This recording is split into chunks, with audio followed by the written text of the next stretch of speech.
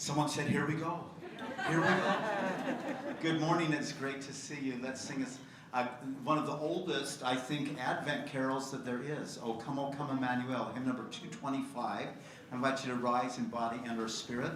The lyrics will be projected there. You can use the hymn book, and if you're joining us online, you can find the lyrics posted in the chat.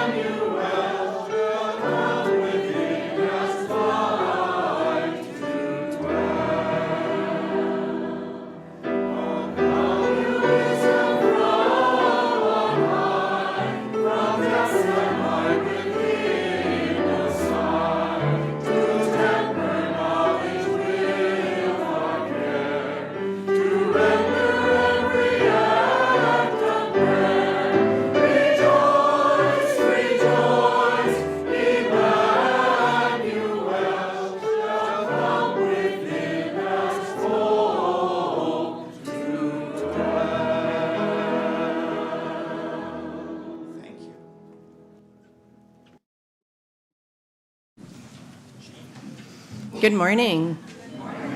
Welcome to the Olympia UU congregation. Our community envisions an interconnected world that is loving, just, and healthy. We commit to live out our mission to welcome and wonder, embrace and empower, bridge and become. Thank you for joining us today. My name is Alicia Seegers-Martinelli. I use she, her pronouns, and I am a member of the worship arts team. I'm a middle-aged woman with mostly black hair, and today I'm wearing a gray shirt and a red scarf. Leading worship with me today is Troy Fisher, our music director, Reverend Sara Lewis, our director of community and faith development, and Reverend Mary Gear, our OUUC minister. Our guest minister, Reverend Nancy Reid-McKee, was with us several times during Reverend Mary's sabbatical this summer. She lives in Olympia, having recently retired from the Northlake UU Church in Kirkland. She serves as chair of the Commission on Social Witness and president of the Pacific Northwest UU Minister Chapter. You are all welcome here, just as you are. Whatever beliefs sustain you, whomever you love, however you understand and express your identity, and in all the ways that you are still becoming the person you will be. Here's a few things that you should know about our service today. We are streaming live on Zoom and YouTube, and the service is being recorded. For those of us here in the sanctuary, you can see the sometimes creative subtitles on the screen over here, or if you are on Zoom online.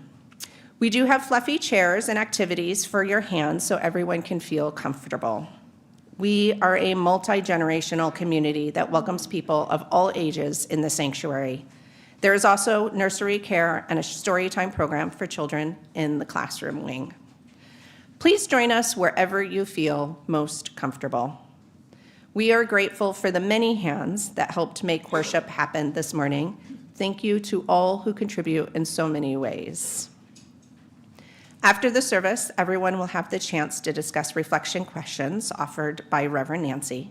For those online, we invite you to go into a breakout room for a virtual coffee chat. For those in person, please feel free to stay for coffee and fellowship in the Commons. And we also have cookies today provided in honor of Jenny Taylor's birthday. Her family has brought them.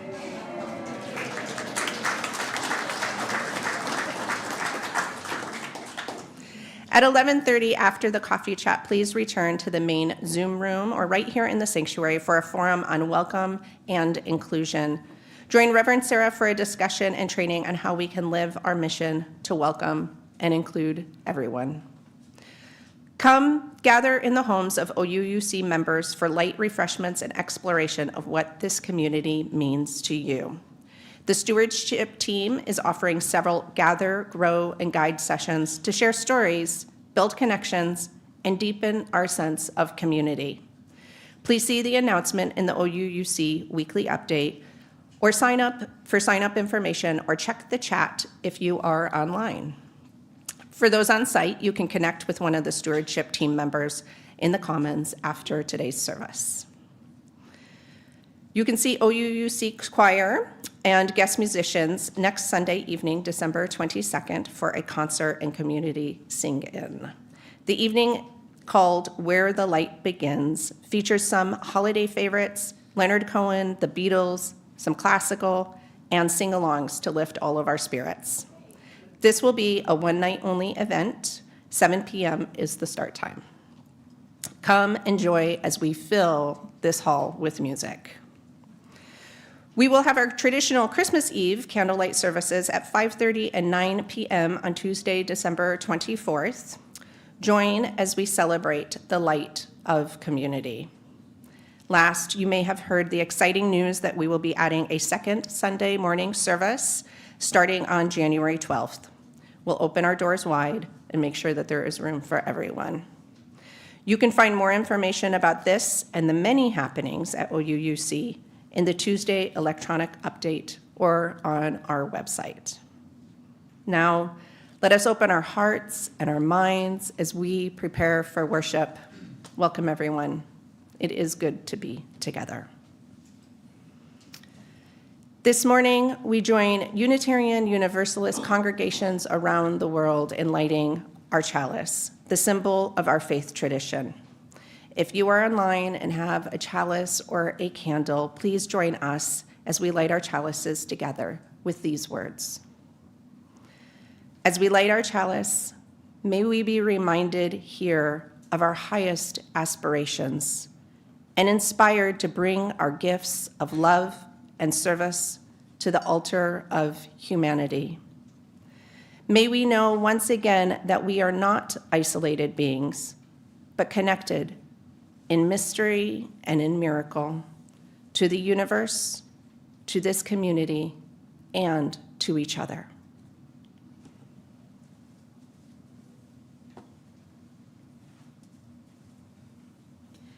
Good morning. I'm Reverend Mary. I am an older white-bodied woman with brown and silver hair. Today I'm wearing glasses and a blue stole with yellow stars and sparkles. I use she, her pronouns. In the winter holiday season, we engage with and reinterpret the traditions of our ancestors. For some of us, that means Hanukkah or Kwanzaa and or the winter solstice. Most of us have some contact with Christmas, either from our families or from the larger culture.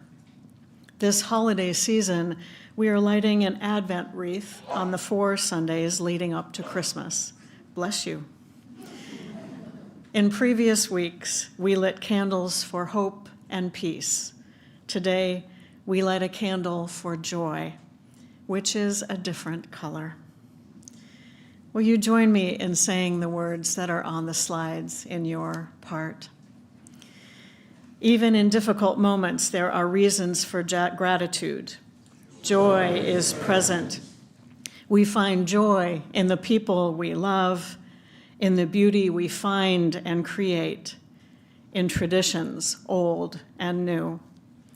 We light the candles for peace, hope, and joy.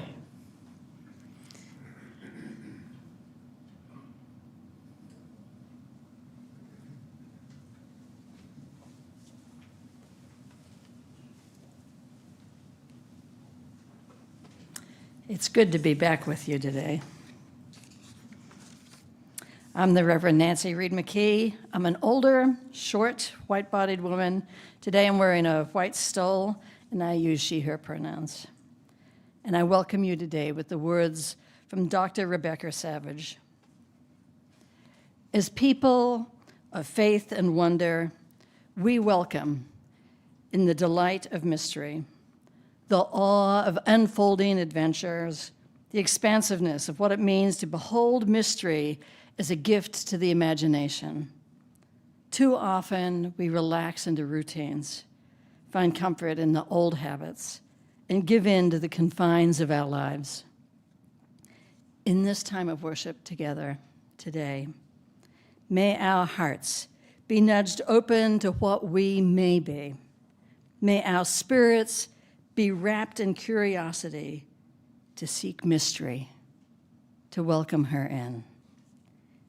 May our time together this day remind us to stay open, stay inquisitive of what we do not yet understand, and be inspired to stretch ourselves into new ways of being. Welcome mystery. Welcome into our hearts and our time of worship together.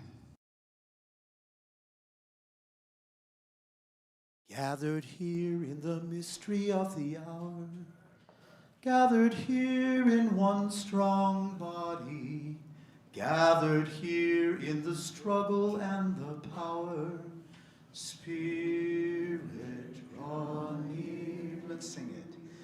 Gathered here in the mystery of the hour, gathered here in one strong body, gathered here in the struggle and the power, Spirit, draw near. We've got to sing around, huh? As I bring you in, just start and then keep going, and then I'll bring you to an end.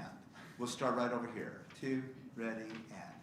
Gathered here in the mystery of the hour, gathered here in the sopranos and altos.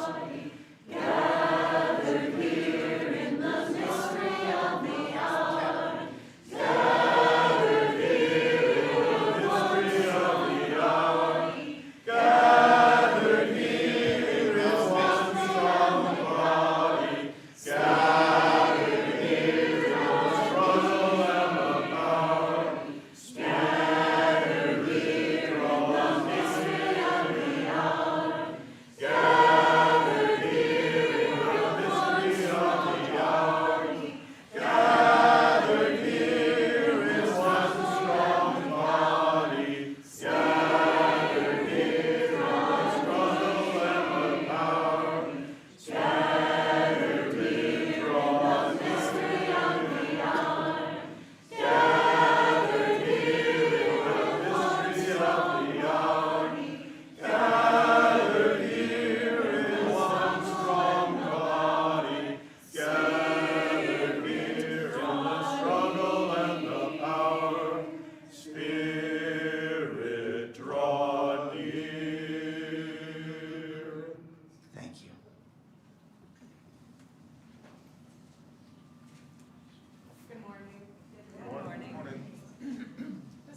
That I have for you today is a true story from my own childhood, although I've taken some artistic liberties.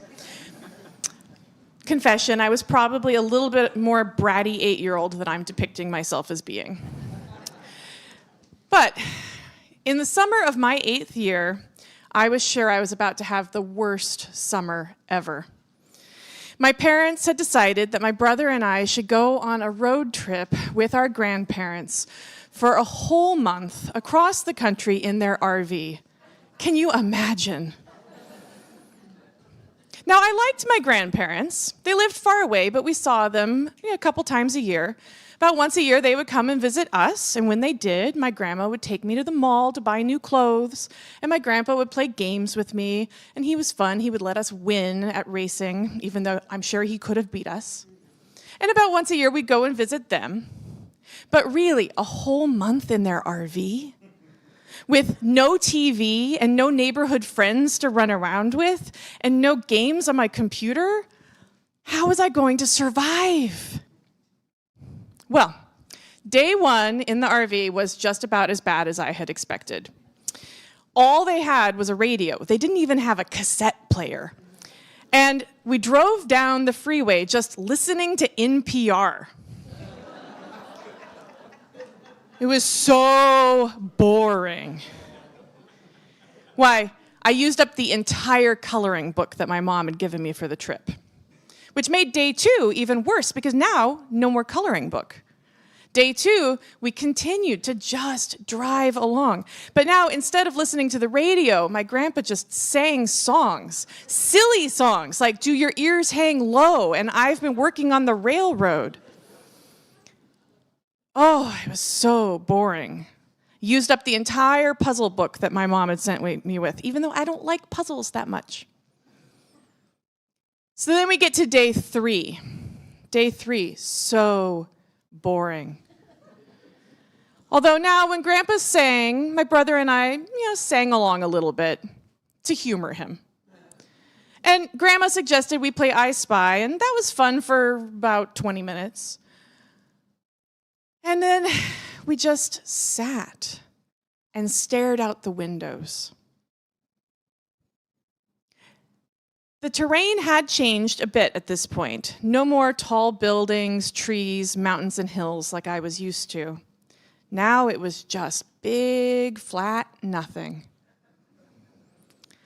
And as I sat there with my head against the window, just staring at it, I noticed how big the sky was.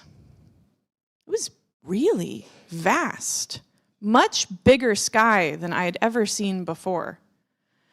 And I was so bored just staring up at the sky that my mind just sort of drifted to it.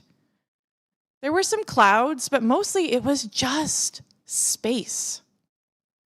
And I found myself wondering what it would be like to just float in that space, in that sky, to just float in those stars above it, to just dissolve into the nothingness.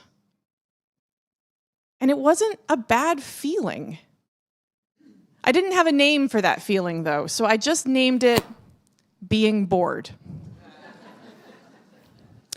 I realized that I had actually gotten so bored that I had gone through some kind of boredom tunnel to a different place of being that was super bored, but also kind of cool. That night when my grandma was tucking me into the weird bed that was made by folding down the table and up the eating bench and doing something weird with the furniture, I thanked her. I said, "Thanks for bringing us on this trip. I thought it would be awful, but it's actually not totally awful." And she said, "Good, because there's going to be more tomorrow." And I realized I was looking forward to it. Maybe tomorrow would be really, really boring, and that might be good. Thus ends our story.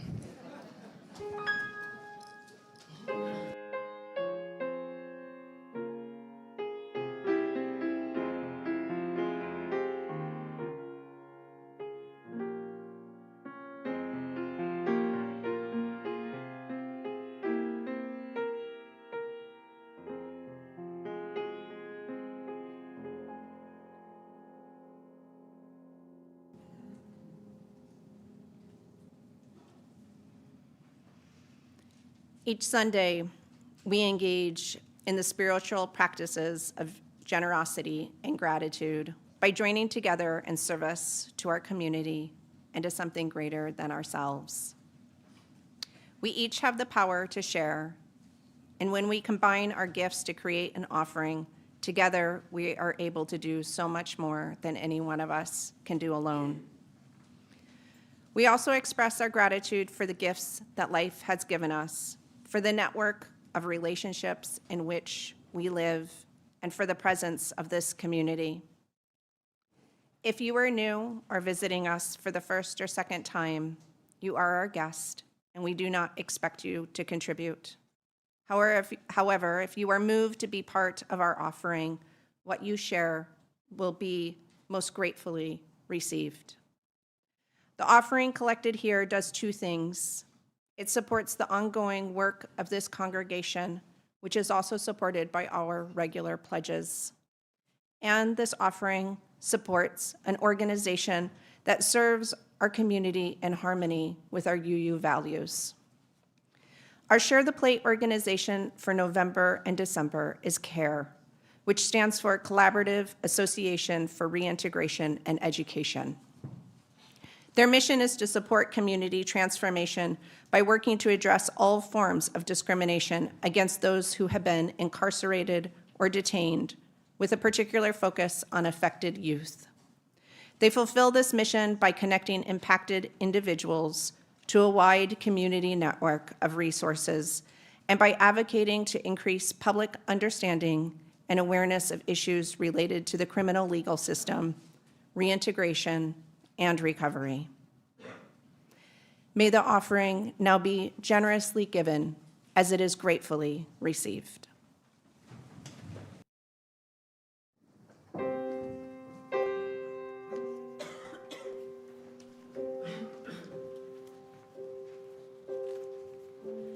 Perhaps it does not begin. Perhaps it is always. Perhaps it takes a lifetime to open our eyes, to learn to see. The luminous light of the map in the dark, the vigil flame in the house of the heart, the lost soul steering, we can't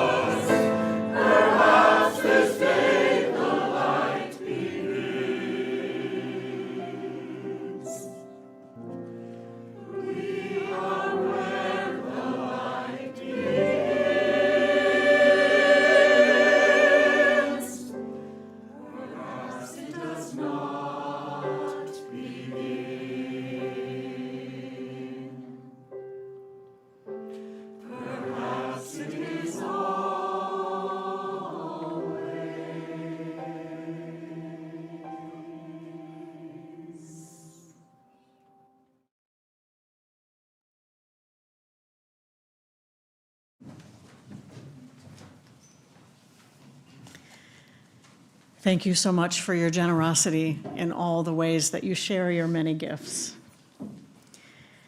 This morning, we do what humans have always done. We gather in times of worry and anxiety and in times of celebration and joy. We come into our community bringing all that is on our minds and in our hearts. Let's open our hearts to the complexity of life as we place stones in the water of community. You will hear a drum beat. Allow its resonance into your body. It is the heartbeat of life, the heartbeat of community. So right now I invite you to take a deep breath in and out.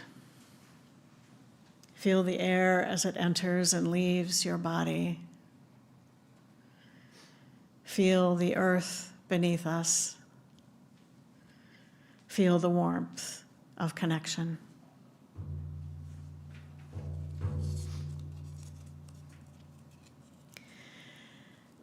This morning, Mary McCann let us know that she took a fall last night and she broke her hip.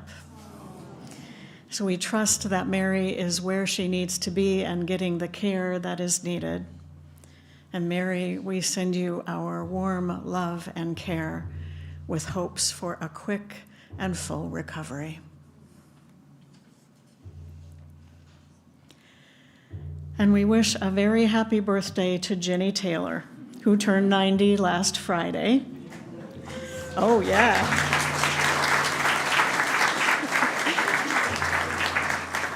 Ginny, I know you've had many celebrations these last days, and those of us on site can join the festivities after the service with cookies provided by Ginny's family. Ginny, thank you so much for your warm presence here, and know that we celebrate and love you.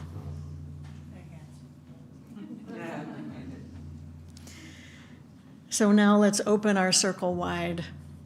For those on Zoom, I invite you to share from your heart by entering in the chat.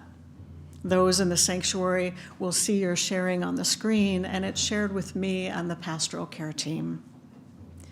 And for those on site today, I invite you to come forward if there's something you'd like to bring into this community. You may place a stone in the water as you hold your sharing in your heart. So let's hear the heartbeat of our community as we reach out our hearts in love and care to all who share today.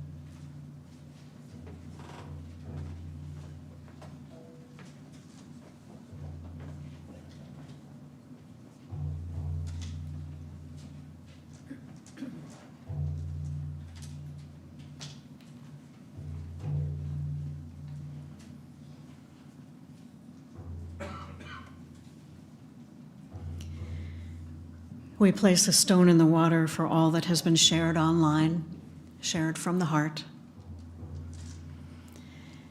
And we'll place one more stone in the water for all that we hold in our hearts and that remains unspoken. We hold together all that has been shared. May you feel yourself witnessed. May you know yourself, beloved.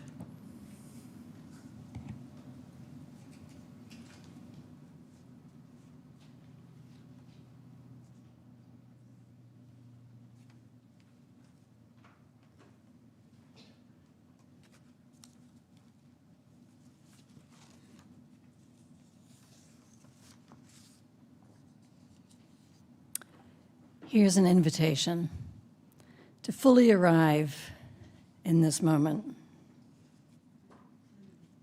Cast off that which does not serve you well at this time. Unfurl your shoulders.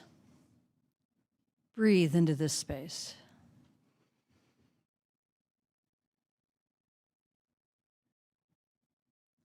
Quiet that inner chatter. Be here. Right here, with beloveds far and near, in this shared moment of serenity and calm. I invite you now on an inward journey. If you feel comfortable, you're welcome to close your eyes, put both feet on the floor, still your body.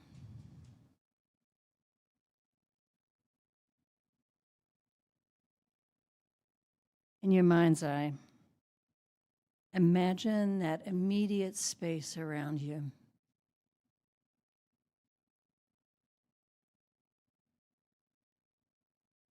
Visualize where you may be resting. What's around your body? What's over your head? What's below your feet? Appreciate the colors, the textures, and the feel of this place that you're visualizing. Recall the memories associated with what and who might be around you.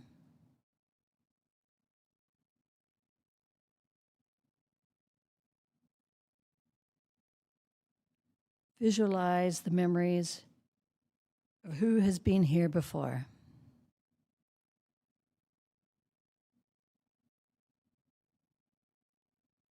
And visualize what may have happened in this space.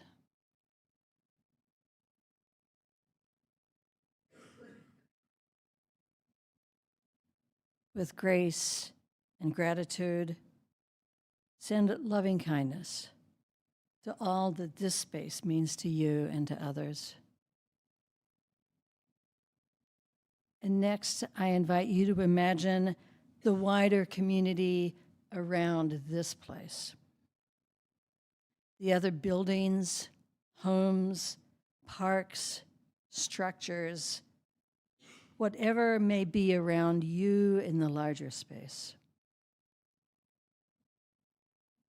Appreciate and connect with the idea of that larger community, of who was there and what happens in this wider community.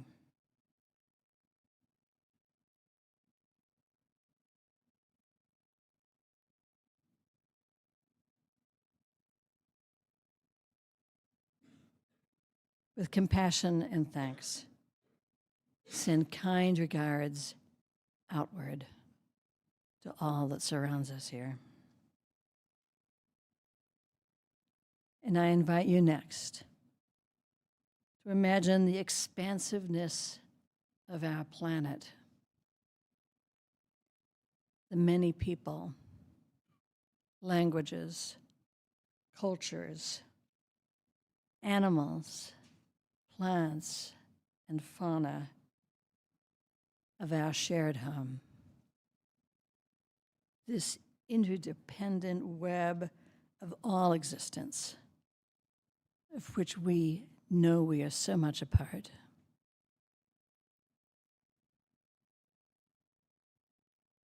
Run your imagination across the fields, the oceans, and the forests of these lands,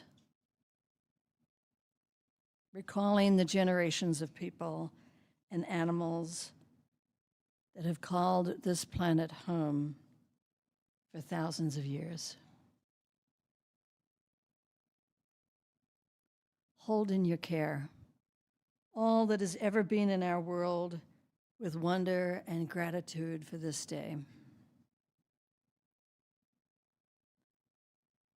And next, expand your mind's eye across the vastness of the universe, the known and the unknown, the planets, stars, and galaxies that exist far outside even our imagination.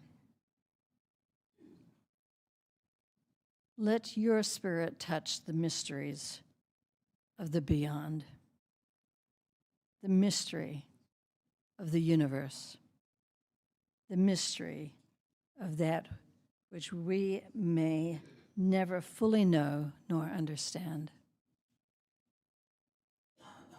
With reverence and astonishment, may that sense of mystery continue to immerse us in the unfolding journey of life. Now we may come back to this present moment with the enchantment of the beyond bringing us a greater sense of peace, a greater sense of connection, an interconnection to ourselves, each other, and all that shall be. May we arrive back here together, blessed by the journey beyond and within. May it be so. Let us hold a moment of silence together.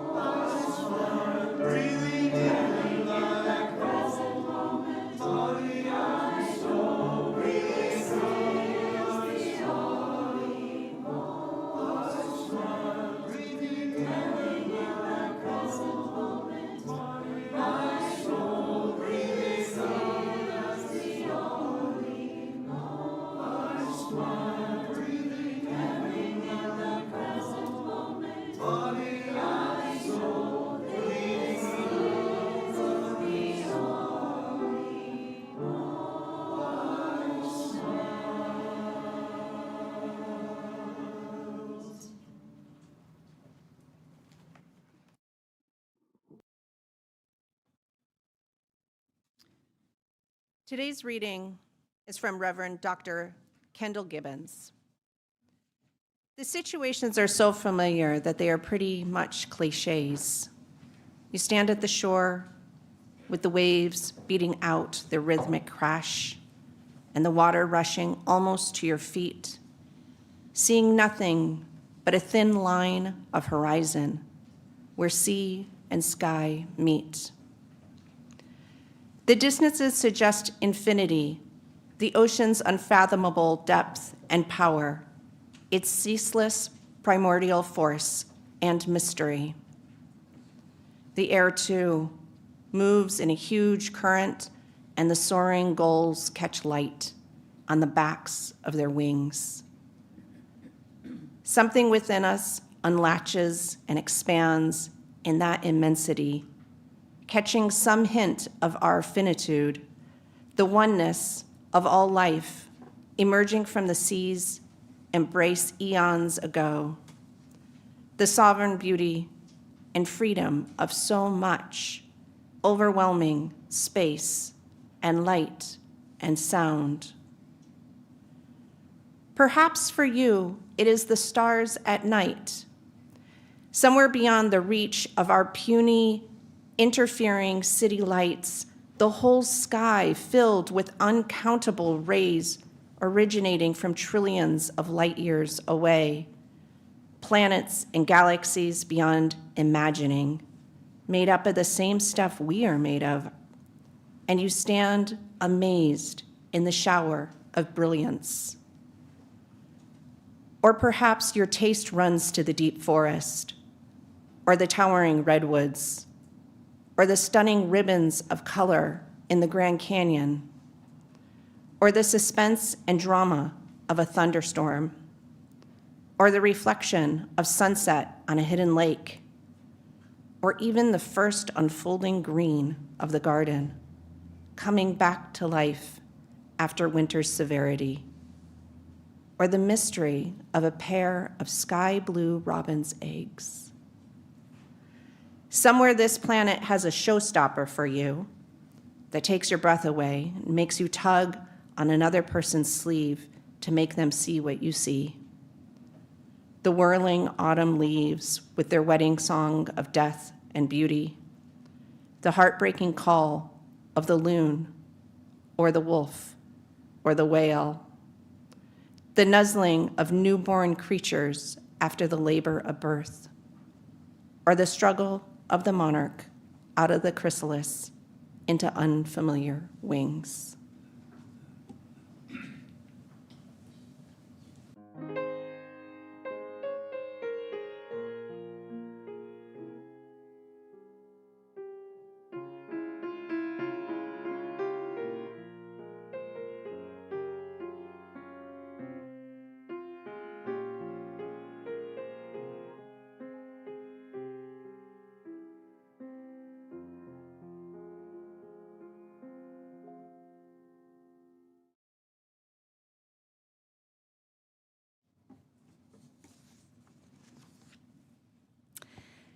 In a poem titled Rapture, Nancy Fitzgerald lists moments when she was present, fully aware of the small experiences that opened her up to the larger mystery that surrounds us and all of us. Some of what she lists include these: Rembrandt's Spots of Light, Mozart's violin, the rain, your father's laugh, the stars, the day in bed alone, the dog running down the beach, the silent night. I would add some others. I would add that first taste of Dungeness crab dipped in butter,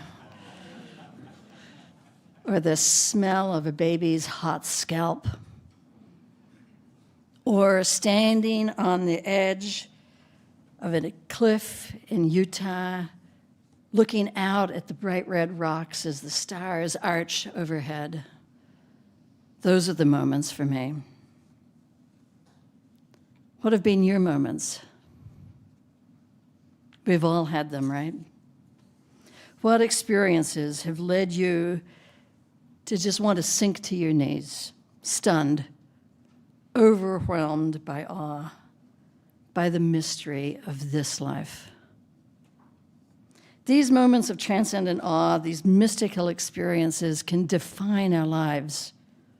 These are the times central to religion, our encounters with the sacred. When we experience awe, we step into something vast, something that transcends our understanding of the world. It can be with our head pressed against a window as we stare across the plains and the sky of the middle of nowhere. And in response, we get a sense of our own smallness. So vastness and smallness, expansiveness and insignificance, and this duality of experience changes us. Awe transforms our minds and changes how we act in the world, and it changes how we see others.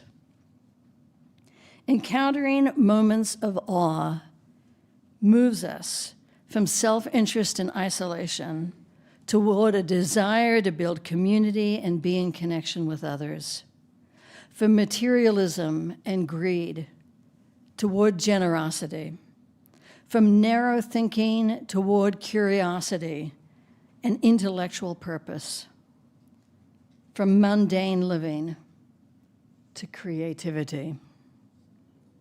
At the beginning of the 20th century, William James, who was the founding figure in psychology, went in search of understanding these experiences of mystery, of awe. He listened to so many stories that people told, and by discerning the patterns of these stories, he described the heart of religion as the ineffable emotional experience of being in relation to what we consider divine.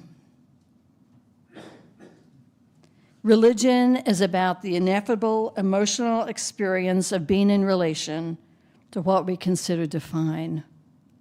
What an intellectualization of something that we experience so viscerally. And I can hardly understand what his words mean. But there is a kernel of truth there. More recently, Dr. Keltner from UC Berkeley has been studying the experience of awe across cultures, across religions, across economics and education and worldviews.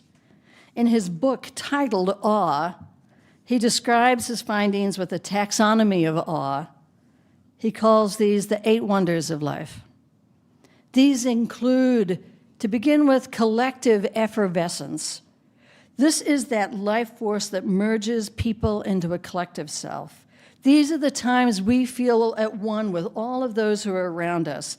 This might happen at a ceremony, a wedding, a reunion, a political rally, or even a sports event. Another wonder is found in encounters with the natural world. Those times of a cataclysmic event or an immersion in the natural environment which inspires us, humbles us, deepens us.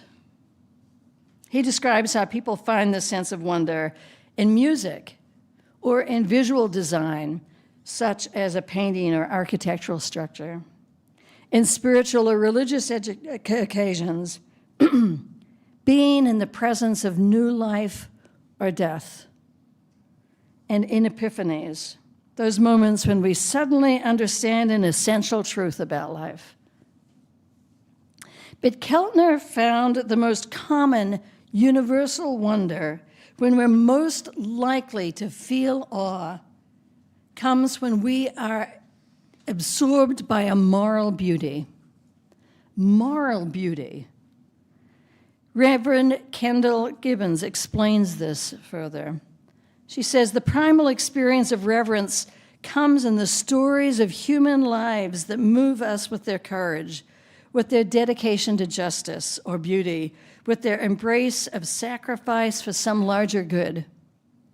It's found in the story of Paul Rusesabagina, the Rwandan hotel keeper who risked his life to shelter his countrymen from genocide at the hands of their neighbors. It's in the story of Harriet Tubman leading her fellow slaves to freedom. It's in Gandhi's witness against the brutalities of British occupation in India. It's in the stunning mercy of Nelson Mandela leading South Africa's reconciliation after generations of apartheid violence. It's in every mother who has ever gone hungry so that her children might eat. It's in every soldier who has ever died so that his comrades might live. In every rescue worker who ran up the stairs of the World Trade Center on that awful day.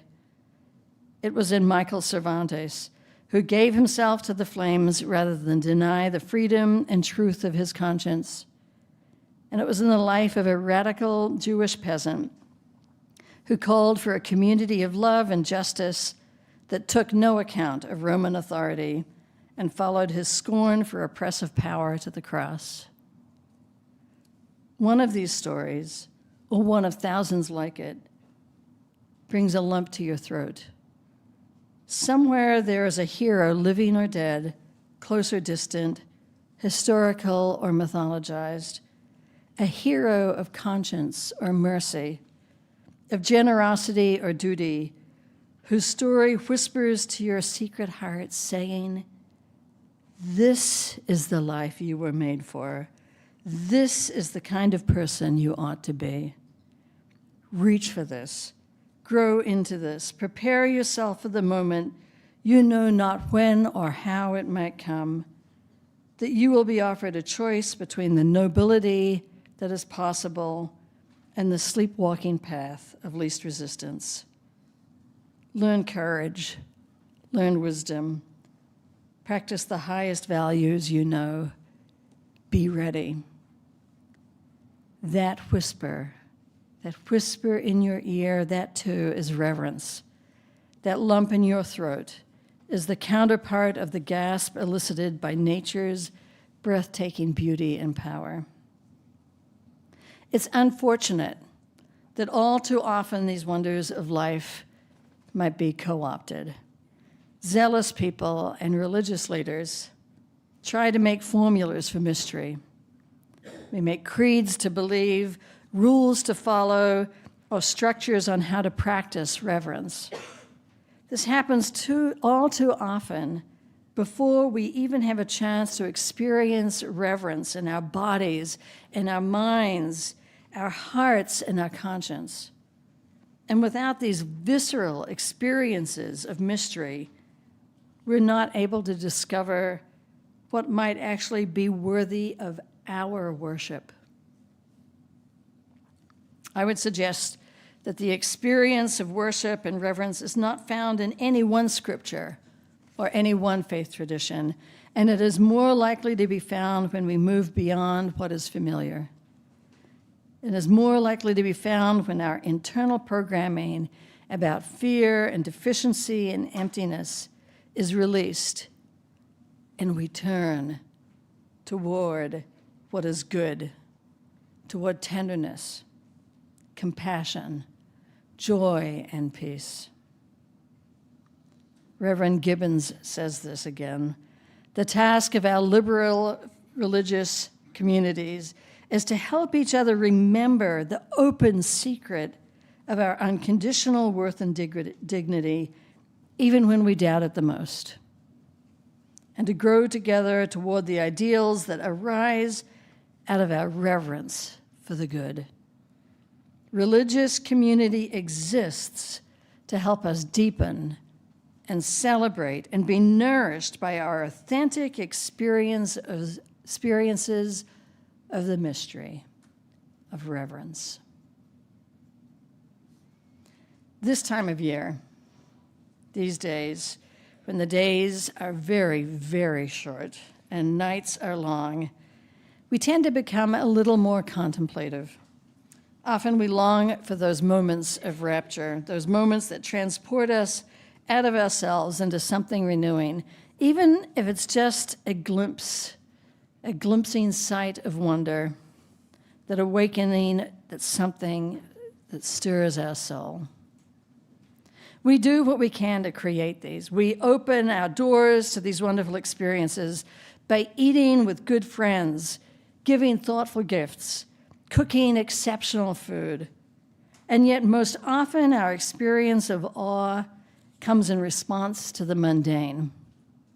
The sudden hearing a genuine laugh, the silence of the sanctuary, the shared song of the choir, or watching the winds of a tree blowing outside our window.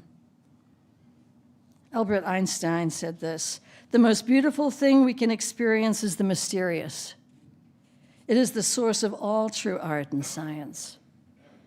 He to whom the emotion is a stranger, who can no longer pause to wonder and stand wrapped in awe, is as good as dead. His eyes are closed." We long for our eyes to be open. We long for the experience of awe in our lives, for that moment that seems to put our lives back into perspective. Let's remember to take time for this, not just this season, but in the normal course of our days. Let's move our gazes from our iPhones to the stars. Let's get up early and watch the sunrise. Let's play some amazing music. Let's serve food at a shelter. Let's be present to someone and really listen and attend. Let's dance. Let me close with this blessing to us all from John O'Donohue as we move into a brief time of silent reflection. I invite you to breathe with me as we listen.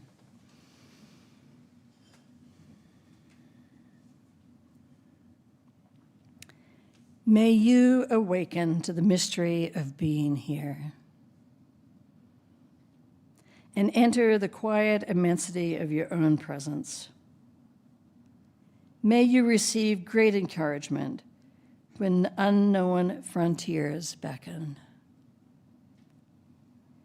May you take time to celebrate the quiet miracles that seek no attention.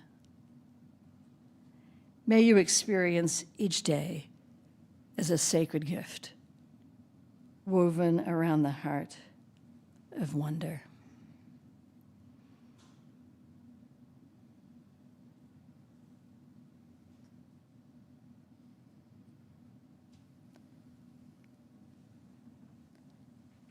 Blessed be.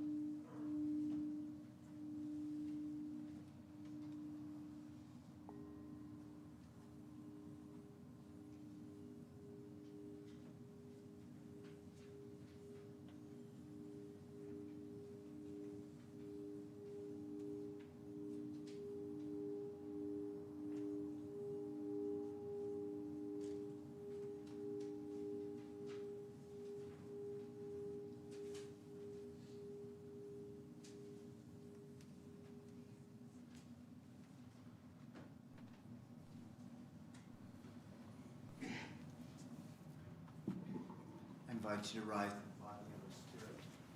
Let's sing together hymn number 352, Find a Stillness. Oh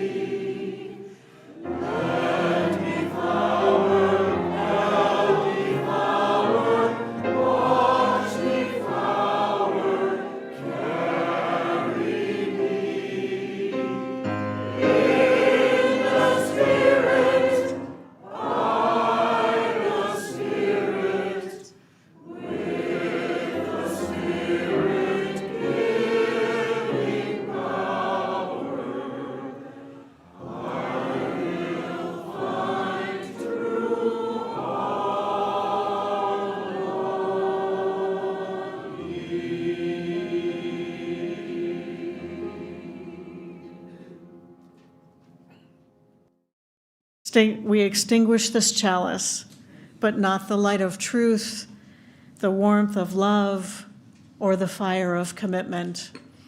These we hold in our hearts until we are together again. May you go with joy, go with commitment, go with love.